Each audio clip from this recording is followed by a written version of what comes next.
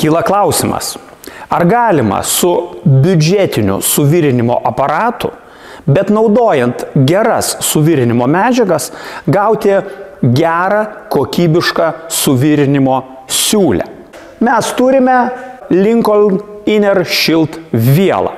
Įsiveskite į Google, anglų kalba, top geriausios savisaugos vielos Jungtinėse Amerikos valstijose ir tikėtina, kad pirmam trejetuke jau eilę metų karaliauja ir šita viela irgi. Šios laidos tikslas su mūsų labai biudžetiniu aparatu vieną siūlę virinam Parkside viela, statom Lincolno Inner Shield vielą ir virinam dar vieną siūlę. Viela turi būti minusas, masė pas mus turi būti pliusas.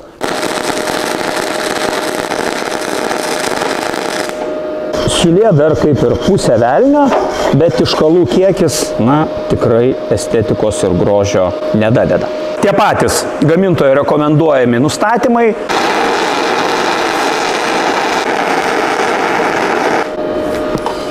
Man skirtumas buvo virinimo metu akivaizdus. Jeigu vienu atveju tai yra taiškėsi, spraigėsi, tai šiuo atveju buvo fainas, vientisas, malonus šnipštimas ir pasižiūrėkit, kokią mes gavom siūlę. Čia mes turime biudžetinį variantą, čia mes turim profesionalų variantą. Tiškalų kiekis šneka pats už save. Dažnu atveju jūs jau turite vienokį arba kitokį suvirinimo aparatą, kuris nelabai galbūt tenkina jūsų poreikius ir jūs jau galvojate, gal pirksiu naują, gal dar kažką. Tai pirmoje eilėje geriau pabandykite įsigyti kažkokias geresnės, tobulesnės suvirinimo medžiagas. Pradėkit nuo jų. Po skriptum nevirinkit su savisaugia viela patalpose.